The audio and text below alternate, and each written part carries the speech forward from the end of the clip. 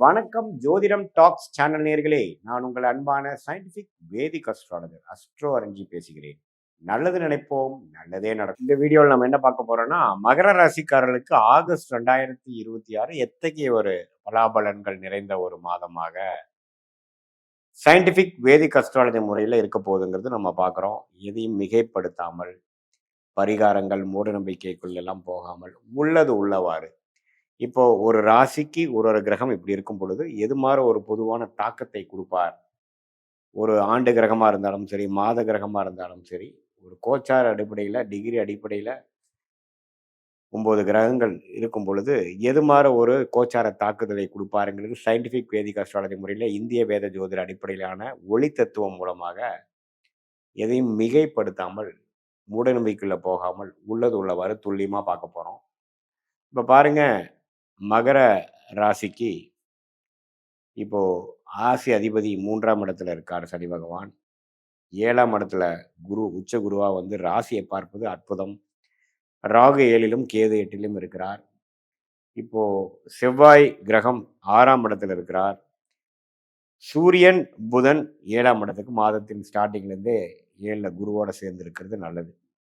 சுக்கிரன் வந்து 9ல் இருக்கிறார். இந்த அமைப்பை எப்படி கொடுக்குது அப்படின்னா, 7ஆம் இடத்துல வந்து குரு புதன் சூரியன் இருக்கிறது நல்ல ஒரு சோஷியல் லைஃப், நல்ல ஒரு டெவலப்மெண்ட், நல்ல ஒரு அந்தஸ்தை கொடுக்கக்கூடிய அமைப்புகள்லாம் வந்து வருது. இதுவரைக்கும் கடந்த ஒரு வருடமா சுமாராக போயிட்டு இருந்த அமைப்புகள்லாம் படிப்படியாக நீங்கி இப்போ சில விஷயங்கள் சாதகமாக வரக்கூடிய அமைப்புகள், அசோசியேஷன், பார்ட்னர்ஷிப், திருமணம், சமுதாயத்தில் கொஞ்சம் அந்தஸ்து, சுப விஷயங்கள் நடக்கிறது,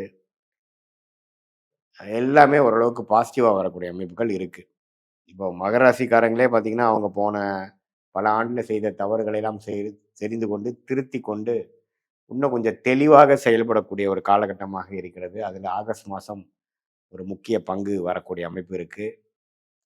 அதே மாதிரி உங்களுக்கு இந்த ராசி அதிபதி சனி 3ல் இருக்கனால 7 நாட்டு சனிலாம் முடிஞ்சு கிட்டத்தட்ட ஒரு வருடம் ஆயிருச்சு. அதை குரு பார்க்குறார். ராசியவும் குரு பார்க்குறார், ராசி அதிபதியும் குரு பார்க்குறார். அப்படிங்கிறப்ப என்ன ஆகும், நமக்கு ஆட்டோமேட்டிக்காக தவறுகளான ஒரு ஹேபிட்ஸு, பேட் ஹேபிட்ஸ் எல்லாமே கொஞ்சம் நீங்கும். சோம்பேறித்தனம், கெட்ட பழக்க வழக்கங்கள் எல்லாமே கொஞ்சம் படிப்படியாக நீங்கி ஓரளவுக்கு நல்லா வரக்கூடிய ஒரு அமைப்பு, நல்லா உங்களுடைய வாழ்க்கை பயணத்தை சீர்திருத்தி கொண்டு வாழ்க்கையில் ஜெயிக்கக்கூடிய அமைப்புகள், இது எல்லாமே வந்து கொஞ்சம் கொடுக்கும்.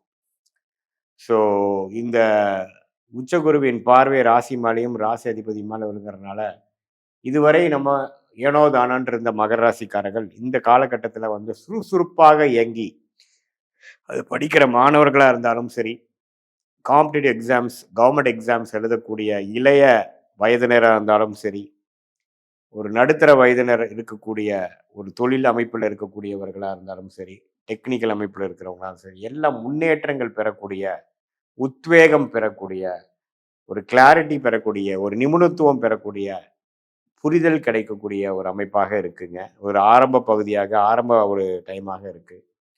ஸோ இந்த நேரத்தில் வந்து கல்யாண விஷயங்கள்,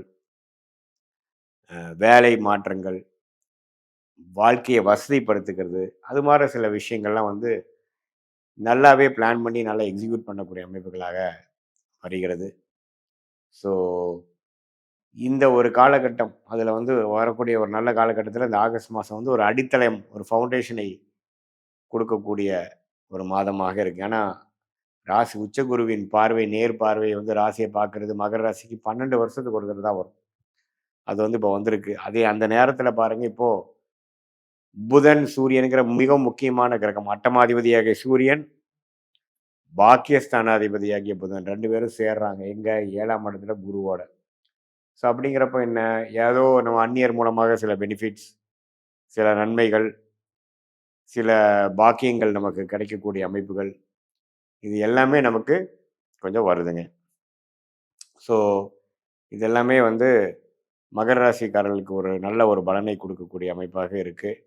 மற்றபடி 6ஆம் இடத்தில் இருக்கக்கூடிய செவ்வாய் வந்து ருணம் கொடுக்கக்கூடியது, பிரச்சனை கொடுக்கக்கூடியது, உடல் உபாதைகளை கொடுக்கக்கூடியது, திடீர்னு ஏதோ சில அடிபடுற கொடுக்கக்கூடிய அமைப்புகளும் இருக்கு. ஸோ அதனால நீங்கள் வந்து கொஞ்சம் செவ்வாய் 6ஆம் இடத்துல இருக்கிறனால கொஞ்சம் கேர்ஃபுல்லாக இருக்க வேண்டிய அமைப்புகள் தேவைப்படுது.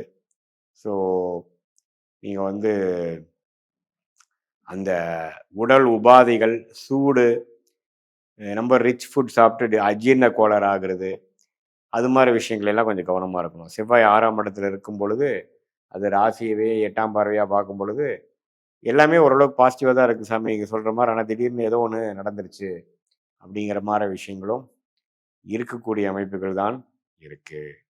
ஸோ அதனால் அந்த ஒரு விஷயம் நீங்கள் கேர்ஃபுல்லாக இருக்கணும். மற்றபடி ஓரளவுக்கு நல்ல பலாபலன்கள் உள்ள ஒரு அமைப்பாக மகர ராசிக்காரர்களுக்கு 2026 ஆகஸ்ட் மாதம் இருக்குங்க. இது ஒரு பொதுவான பலனே தவிர, உங்களுடைய ஜென்ம ஜாதகத்தில் எப்படி இருக்குது, உங்களுடைய லக்னம் என்ன, நீங்கள் பிறந்த தேதி, பிறந்த நேரம், பிறந்த ஊரை வைத்து உங்களுடைய திருக்கணித பஞ்சாங்கத்தில் ஜாதகத்தை போட்டு சயின்டிஃபிக் வேதிக் அஸ்ட்ராலஜி முறையில் நாம் அதை பார்த்து எது மாதிரி யோகங்கள் உங்கள் ஜாதகத்தில் இருக்குது, எது மாதிரி கர்மா உங்களுக்கு வாழ்க்கையில் நடக்கும், எப்போ எது நடக்கும், எந்த துறை உங்களுக்கு ரொம்ப யோகமாக இருக்குது, எந்த படிப்பு படிக்கலாம், எப்போ கல்யாணம் நடக்கும், எப்போ குழந்தை பேர் வரும், எப்போ வெளிநாடு போகலாம், நமக்கு அந்த அமைப்பு இருக்கா, தொழிலா அல்லது வேலையா, அந்த வேலைன்னு எடுத்துட்டோம்னா ப்ரைவேட் செக்டாரா, கார்ப்பரேட் லைஃபா, அல்லது அரசு சார்ந்த கவர்மெண்ட் ரிலேட்டடான சில ஜாப்ஸா, எந்த துறையில், மெடிக்கல் ரிலேட்டடா, அல்லது டெக்னிக்கல் ஐடியா, அக்ரிகல்ச்சர் அது மாதிரியா, அல்லது பேங்கிங் செக்டாரா, எந்த கிரகம் நல்லா இருக்கோ அதை பொறுத்து வச்சு நம்ம சொல்லலாம்.